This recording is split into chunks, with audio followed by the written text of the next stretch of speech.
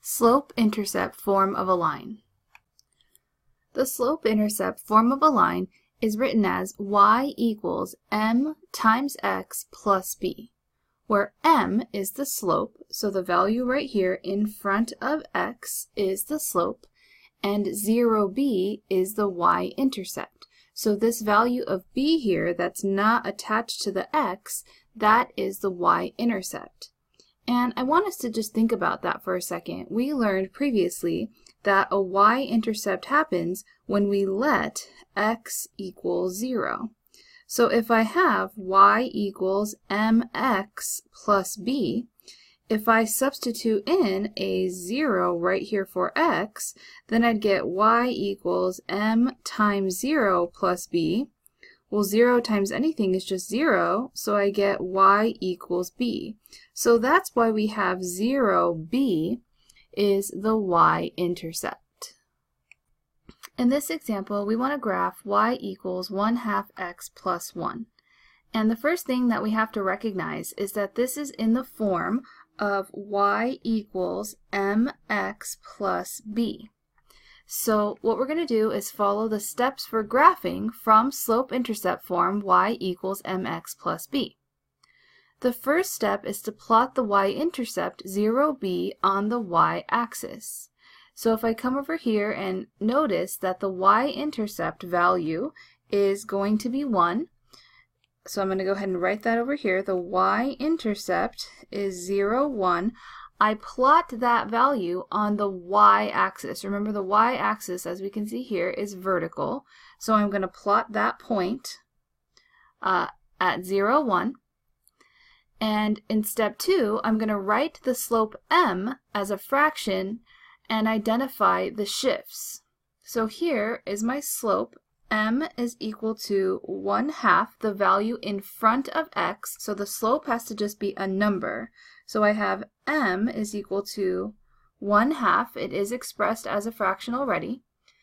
And if the top number is positive, remember that means to go up. So in this case, we're going to consider this a movement up 1. And if the bottom number is positive, that means we're going to move right. So we have right 2. So remember, it's rise over run, so up 1, right 2, because both were positive. And step 3 says starting at the y-intercept. Starting at the y-intercept, so we already plotted that point. Apply the slope to find a second coordinate point. So from the y-intercept, we're going to travel up 1, right 2 to find our second point. So we're going to go up 1 unit, and to the right 2 units. So that's going to land me right here at 2, 2. So that is a second point on the graph. Then it says draw a line between the 2 points and draw arrows at the ends. So remember that 2 points defines a line. The first point was the y-intercept. The second point was starting from the y-intercept and applying the slope. So up 1 to the right 2. So I'll kind of draw that as a little dotted path here, just to indicate our motion of slope. And now we connect the 2 points with a straight line. So I'm going to go ahead and connect my 2 points with a straight line. And lines do go on forever, so we typically draw arrows at the end of them to indicate that they keep going on and on forever. So we have just found 2 points on the line, but of course lines are infinitely many points. So all of these are points on the line. Alright, let's go ahead and try this next example. We're going to graph y equals -3/2x minus 3. So again, we want to recognize that this is of the form y equals m, some number m, times x, and then plus b. Now it's okay if it's minus a number, because subtraction is really addition of a negative number. So this is still mx plus b. Alright, so we first start by identifying the y-intercept. So the y-intercept here is -3. It comes with the sign. So I'm going to go ahead and identify my y-intercept as 0, -3. And remember, I'm going to graph it on the y-axis. It's extremely important we graph it on the y-axis as it's a y-intercept. So it'll be down here at 0, -3. And then we want to identify the slope, which is the number in front of x.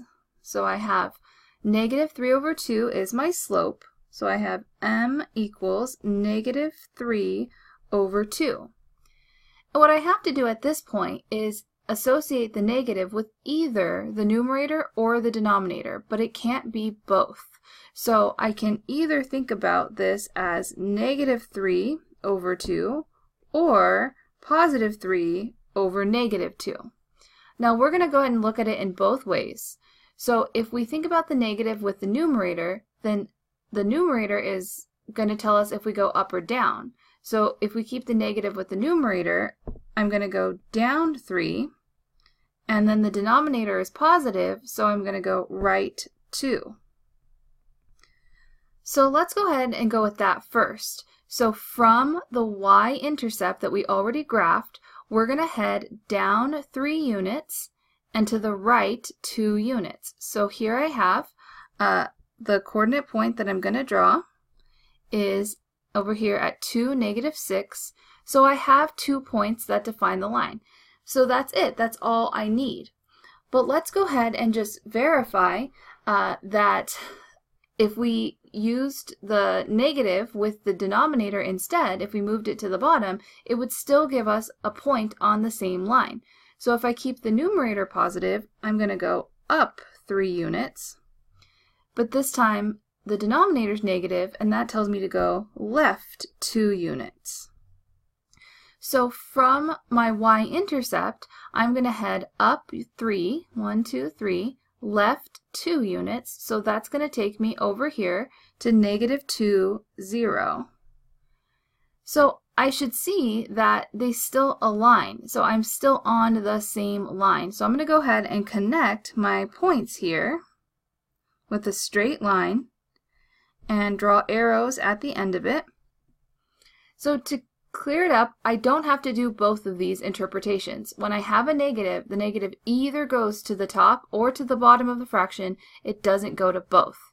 And then whichever one you decide, that's what you think about in terms of if the numerator's negative, you go down. If the denominator's positive, you go right, and then vice versa. So whichever way you interpret it, you just have to make sure that you apply our rules for slope. In this example, I have graph y equals 2x. So this is actually of the form mx+b, but our b value is simply 0. So this is 2x plus 0. So when we think about our y-intercept value is actually 0. So my y-intercept is 0, 0, or the origin. We said 0, 0 had a special name called the origin. So I'll go ahead and plot that point. And now I have to find the slope and think about what the slope is telling me to do. So the slope is just 2. But we have to express the slope as a fraction, so I'm going to write the slope as 2 over 1. So 2 is always 2 divided by 1, and we never really write it that way. But we want to think about it that way in this case, so we can think about whether or not we are going up, down, left, or right. So since we have a positive 2 on top, we're going up 2 units. And we have a positive 1 on the bottom, so that means we're going right 1 unit.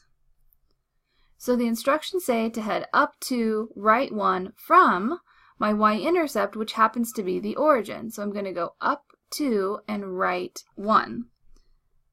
And that's going to be my second coordinate point, which is all I need. So I'm going to go ahead and connect my 2 points to form my line and draw arrows at the end of it.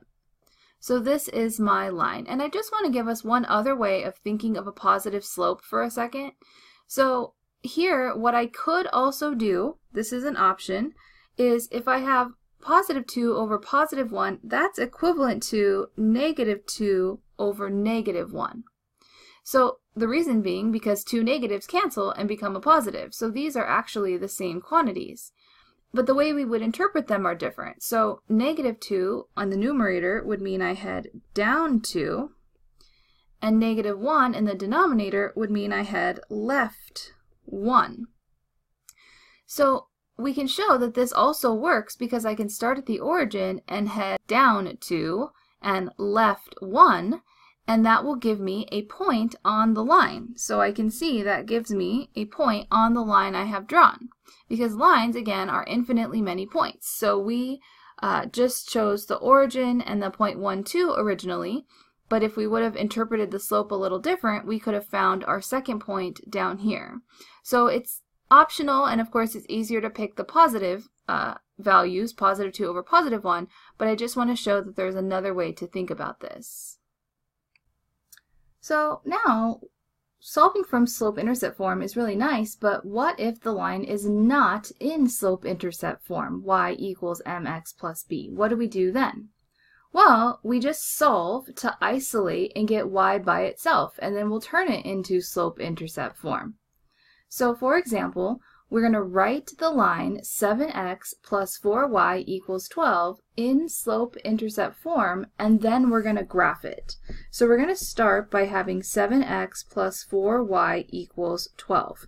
So this is not y equals mx plus b. So what I have to start doing is subtracting the 7x to the other side. So I have 4y, and I'm going to subtract the 7x in the front.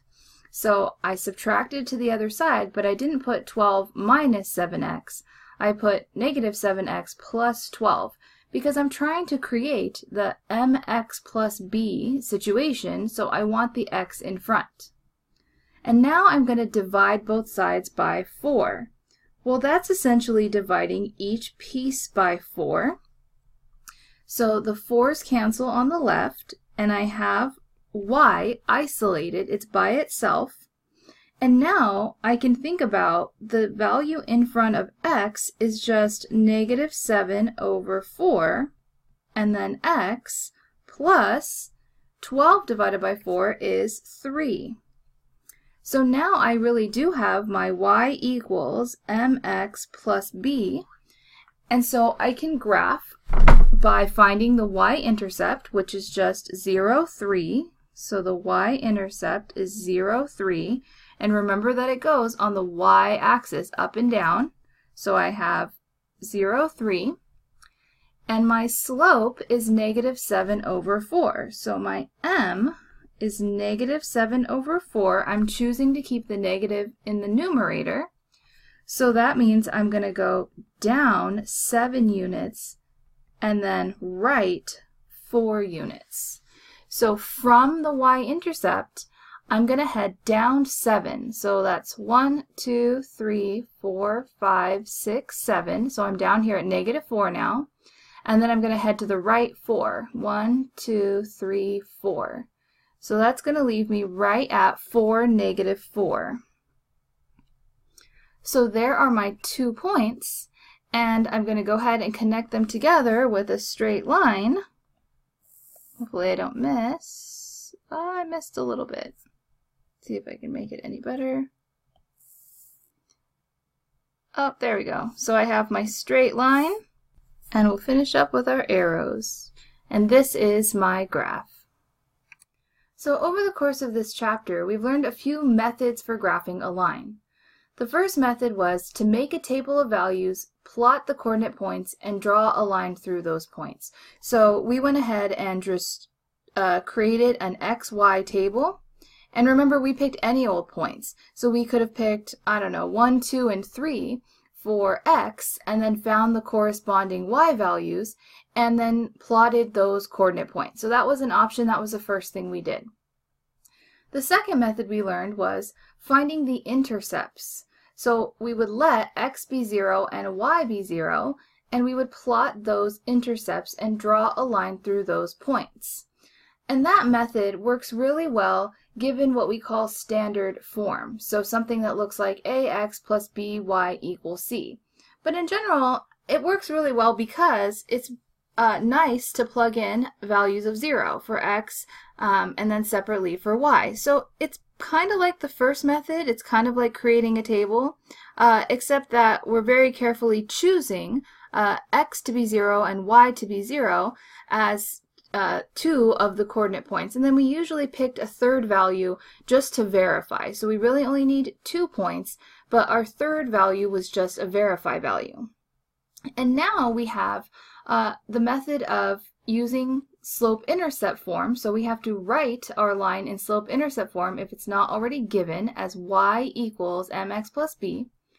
We plot that y-intercept 0b and apply the slope m to find a second point and just draw our line through those points. So by far, slope-intercept form is the easiest form to be in to graph a line, because we immediately have a point just by looking at the b value, the y-intercept. So we have a point just automatically, and then we simply need a second point by applying the slope. Now we're going to go ahead and talk about, well, if we have two lines, do they have these special relationships to one another? Are they two parallel lines, or are they perhaps perpendicular lines? So two lines are considered parallel if they never intersect one another. So if they're never going to ever cross each other's paths. And the only way that can happen is if they have the same slope. That's when they're never going to run into one another. Two lines are what we call perpendicular if they intersect at a 90-degree right angle. So I have these two different lines here, and they are intersecting, so they're meeting at one point, but in a specific way, where they form a perfect right angle between each other. So we're going to look at when two lines may have one of these two properties or neither of these properties. So let's look at the slope relationship of parallel and perpendicular lines. Two lines are parallel. Two lines are parallel if they have the same slope m. So I mentioned that a second ago. Two lines are parallel if they have the exact same slope. But two lines are perpendicular. Two lines are perpendicular if they have opposite reciprocal slopes. So we're still looking at the slopes to determine whether two lines are perpendicular, but they have to be opposite, which means opposite signs. So I'm going to put a little note here, opposite signs from one another, and they have to be reciprocals of one another. So one would have, let's say, a slope of m, and the other would have a slope that has to be negative because this one was positive. And reciprocal means switching the numerator and denominator. So this was like m over 1. So the perpendicular line to it would have a slope 1 over m because it has to be reciprocal and it has to be opposite. So this one's negative and this one was positive.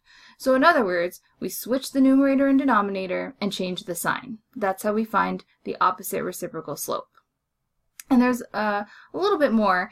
If the slope happens to be 0, the perpendicular slope would be considered undefined. So if I have a slope of 0, that means I have a horizontal line. Whoops, that didn't look perfectly horizontal. I have a horizontal line, so that means the perpendicular slope to it would be undefined. That's when I would have that 90-degree right angle formed. And then the opposite applies as well. If the slope is undefined, so if I have a vertical line, vertical lines had undefined slope, the perpendicular slope would be 0. So the slope of this line is 0, the slope of this line is undefined. That's a tiny u. So the slope of this line is undefined, the slope of this line is 0. So that's a special case of when we would have to think about perpendicular lines, if it's perfectly horizontal and perfectly vertical. Let's jump into some examples. Determine if the two lines are parallel, perpendicular, or neither. So I have these two lines here. I have 2x plus 8y equals 12, and I have x plus 4y equals negative 20. And what I really need to do is figure out what are the slopes of these lines. Now the most common mistake is to just think that the slope is the number in front of x. That's not true. It has to be written in slope-intercept form in order for us to use that fact. So what I have to do, I'm going to take each line, so I'm going to take 2x plus 8y equals 12, and I'm going to take x plus 4y equals negative 20, each of them separately, and solve each one for y. Get y by itself. So I'm going to subtract 2x, So I have 8y equals negative 2x plus 12. Then I'm going to divide both sides by 8. So division by 8 for each term. So what I have is y equals, I'm going to reduce my slope here to be negative 1 over 4 x plus, I don't ever want to lose that variable x, and then 12 over 8, they're both divisible by 4, so I'd have 3 over 2. But actually, I don't really need the y-intercept, I just needed the slope. And now my job is to come over here and identify the slope of this line by, again, solving for y. So I'm going to subtract x from both sides. So 4y equals negative x minus 20. And then divide everything by 4. So now y is by itself. Y is equal to, now let's look at this. This is negative x. That's the negative 1x. So this is negative 1/4 x, and then minus 20 over 4, that's minus 5. So I can see now they are both in slope-intercept form. It has to be y equals mx plus b in order for the number in front of x to be the slope. So since they do have the same slope, these lines are considered, parallel. These lines are considered parallel. Let's try another example. Let's determine if these two lines are parallel, perpendicular, or neither. Well, thankfully for us this time, this first line is in the form y equals mx plus b. So my slope really is the number in front of x, 4 over 5. So I have a slope of 4 over 5 on the first line, and I just need to solve the second line for y. So I have 15x minus 12y equals negative 4. So I'm going to subtract 15x. So I have negative 12y equals negative 15x minus 4. And I'm going to divide everything by a negative 12. So the negative 12s cancel. So remember, we wouldn't add negative 12 because this is negative 12 times y. We would divide by it. So I have y equals, and now we're looking at reducing this value that's in front of x here. So both of these are divisible by 3. So I'm going to end up with 5 over 4, and it's going to be positive because the two negatives cancel. 5 over 4x, and then plus 4 over 12 simplifies to 1 over 3. They're both divisible by 4. So if I go ahead and look at the two slopes now, I'm looking at 4 over 5 and 5 over 4. Well, those are reciprocals of one another. Their numerators and denominators are flipped, but they are not opposite of one another. So one would have to be positive and the other would have to be negative as well. So these two lines are actually considered neither. They're not parallel because they don't have the same slope, but they're not perpendicular because the slopes are not both opposite and reciprocal. They're just reciprocal. So neither is the answer here. In our last example of determining if the two lines are parallel, perpendicular, or neither, we unfortunately have to solve both equations for y because neither of them are already in the form y equals mx plus b. So we're going to have to take 2x minus 9y equals negative 9 and 9x plus 2y equals 8 and solve each one for just y. So I'm going to start with the first one and subtract 2x from both sides, putting that x in the front to look like mx plus b. Then we're going to divide everything by that negative 9. So that we end up with y equals, and then here the two negatives become a positive. So I have positive 2/9 x. We can't forget the x. A lot of students sometimes forget the x. Negative 9 over negative 9 is positive 1. So we have 2/9 x plus 1. Or we have a slope of 2/9. And now over here we have Solving for y, we have 2y equals negative 9x plus 8. So we subtract the 9x to the other side. And then we will divide everything by 2. So we end up with y equals, we have negative 9 over 2x plus 4. So our slope is negative 9 over 2. So if I look at my two slopes, I do have opposites. One is positive, the other is negative, and they are reciprocals, 2 over 9 and 9 over 2. So that means that these two lines are perpendicular. These two lines are perpendicular. The last thing that I want to show is a website for graphing called desmos.com. It's a free website, and what I've done here is I've gone ahead and entered my two equations. So 2x minus 9y equals negative 9, and 9x plus 2y equals 8. Those are the two equations we just looked at, and we solved for y to determine if they have that opposite reciprocal relationship of perpendicular, which they did. And the only thing I want to point out was this graphing utility here shows the two lines, and by graphing we can't tell if they are exactly intersect one another at a 90-degree angle. It's not clear whether it's exactly 90 degrees or it could be 89 degrees. So graphing to determine whether two lines are parallel, perpendicular, or neither isn't the method that we should take, We need to analyze the slopes because it's too close to call with just the naked eye to determine the relationship between the slopes. We need that algebra, we need to work things out to be able to see the slopes and if they have the relationship. But this is a really great tool for visualizing lines and verifying your answers, so it's one that I would suggest that you use. There is an app for it, Desmos app, or you can just use a browser and go to desmos.com, and it's very simple to just go ahead and graph all types of equations, including our lines.